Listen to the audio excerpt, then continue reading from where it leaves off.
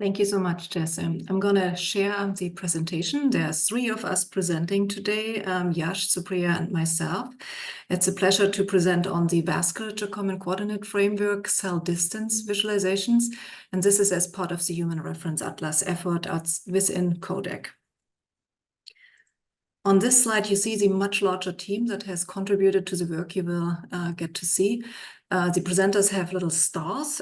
We have Nancy Rushman, our project manager here in orange. We have many technical experts which are working on the ontology parts that are behind this work.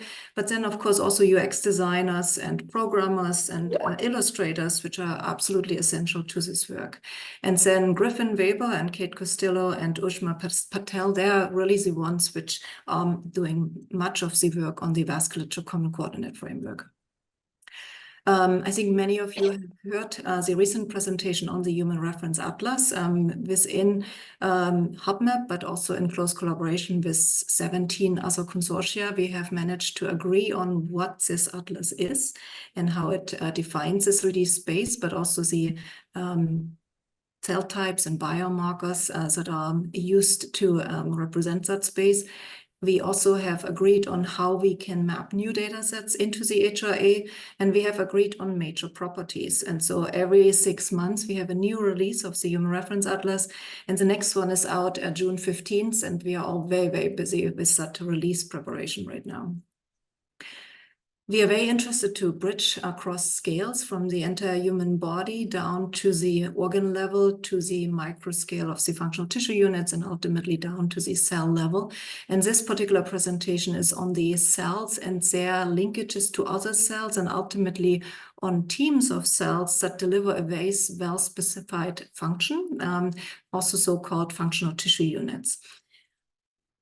And all these functional tissue units need to be connected via the vasculature and ultimately via the common coordinate framework. And so again, this is work by Griffin Weber and others on the team, which are trying to understand how we can use the vasculature as a latitude-longitude system of the healthy human body.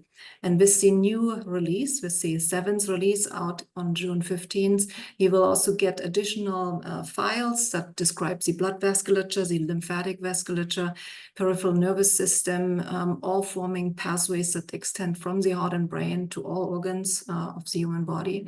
And then also crosswalk files over to other major organs and, of course, to cell types and biomarkers. Over to Supriya. She is a PhD student here at Indiana University. She's also a research assistant within CENNET. And Supriya, please explain a little bit more about functional tissue units. Yeah, thank you, Kati.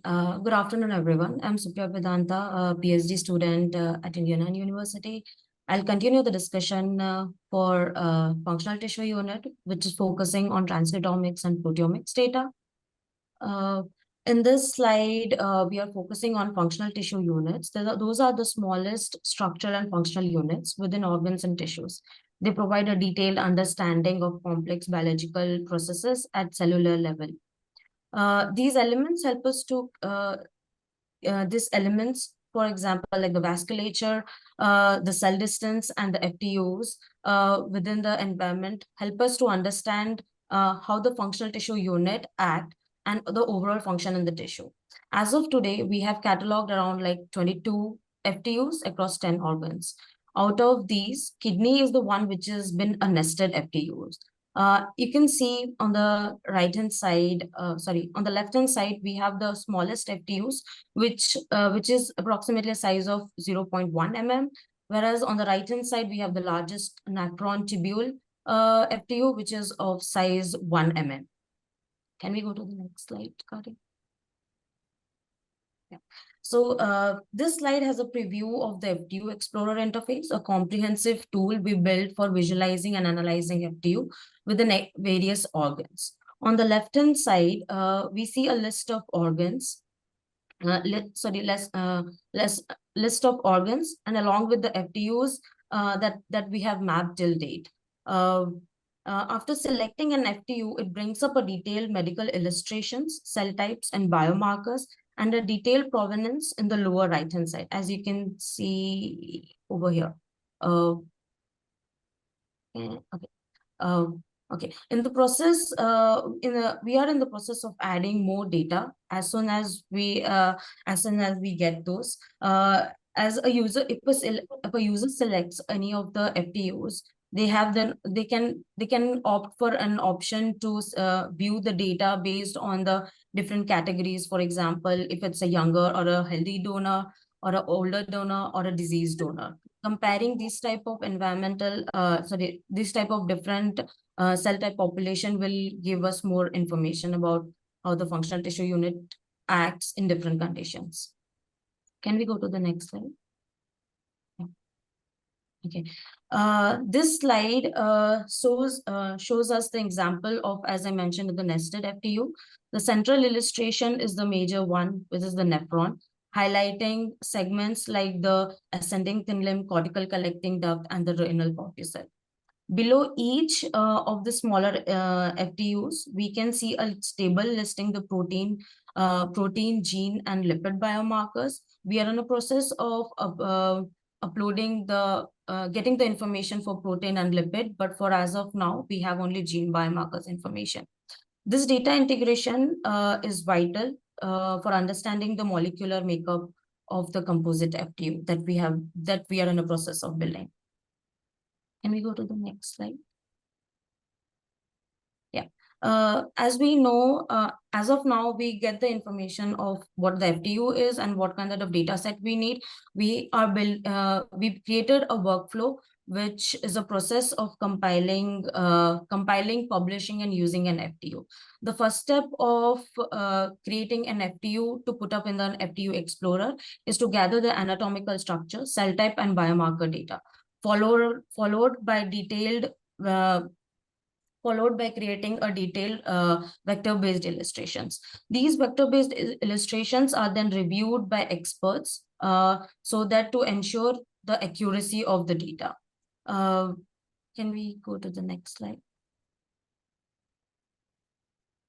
Yeah. So once we have this workflow created, we are focusing on getting that data for the iFTU Explorer. So the two type of data that we are focusing on is the transcriptomics and proteomics. If you have any kind of a human data for as a scRNA sequence or snRNA sequence, that could be mapped to the 22 FTUs that we have cataloged, and can be annotated using the Azimuth, cell type, and PopV. That are the compatible tools of the HRA.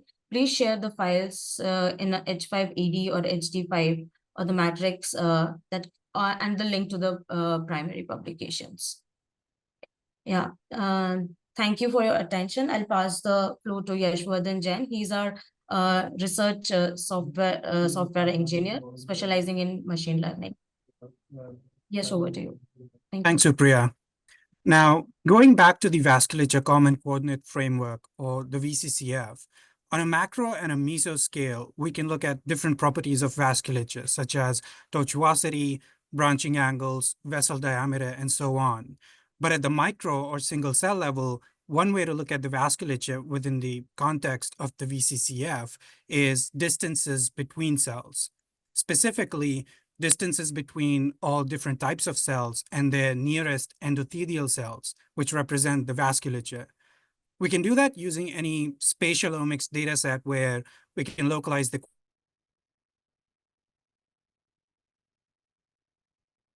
coordinates of each cell after cell segment. After computing these distances, we can start looking at the distributions for cell to nearest endothelial cell distances across data sets, across tissue types, across imaging technologies, and across donors.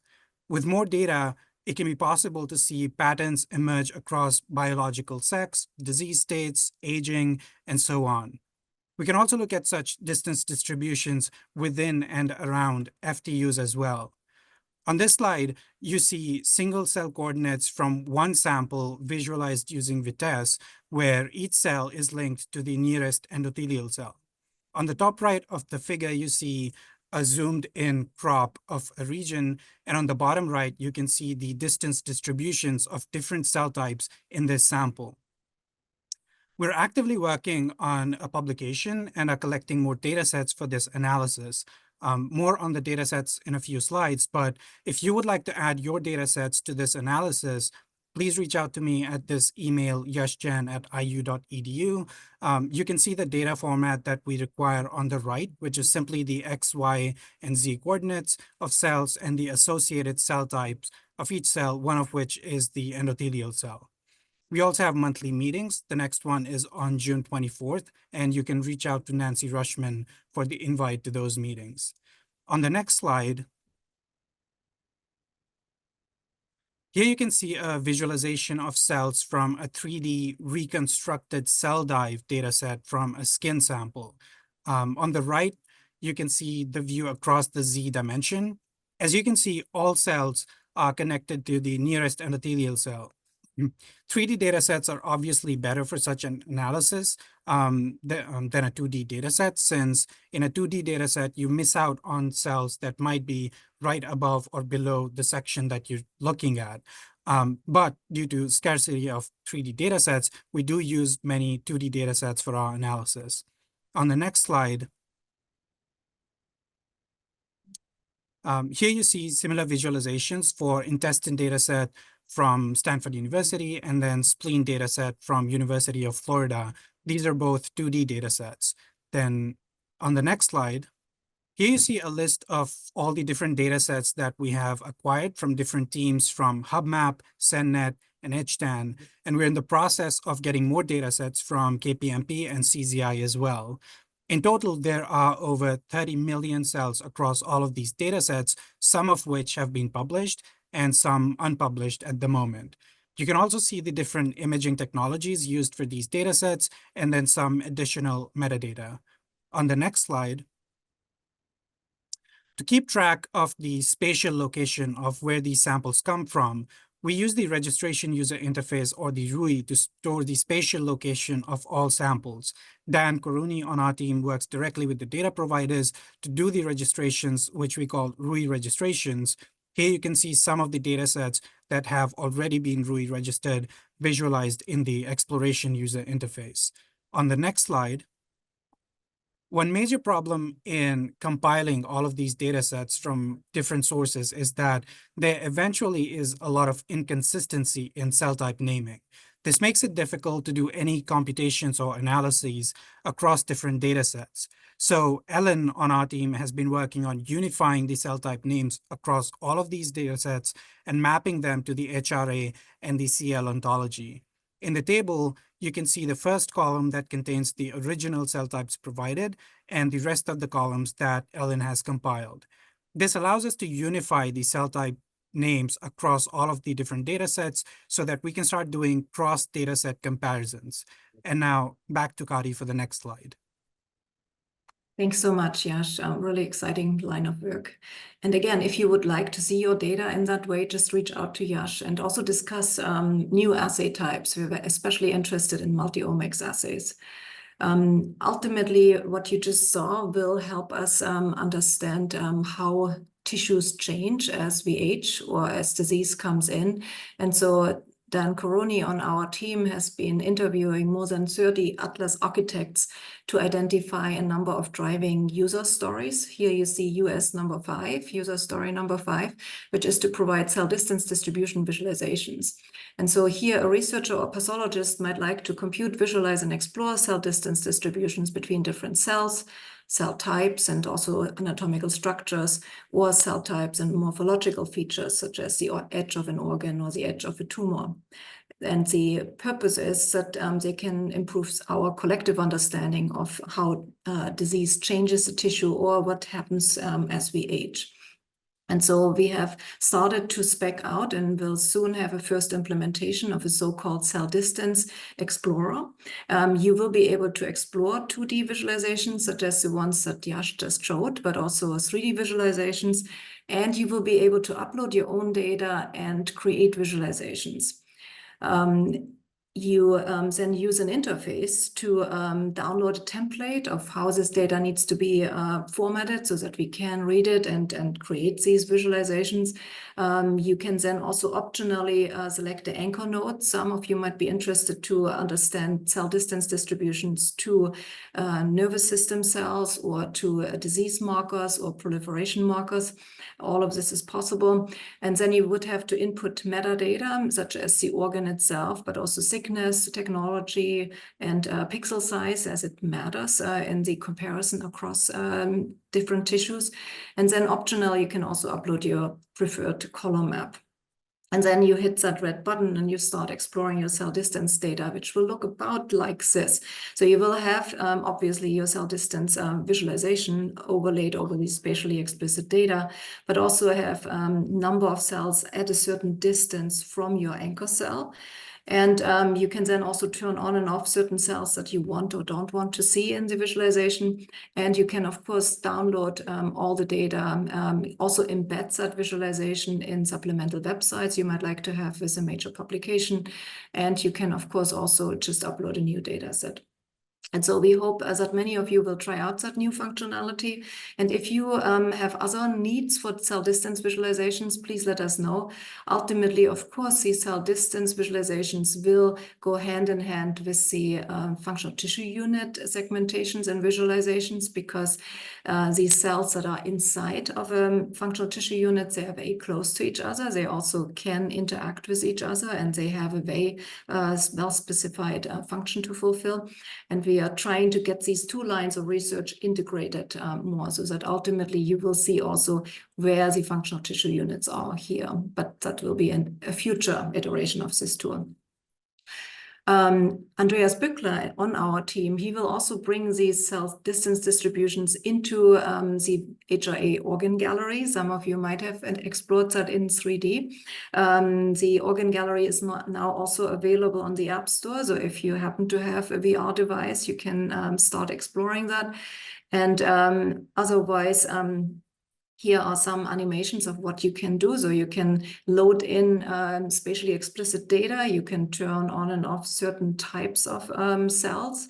And you can then also just explore where certain data or cell types are.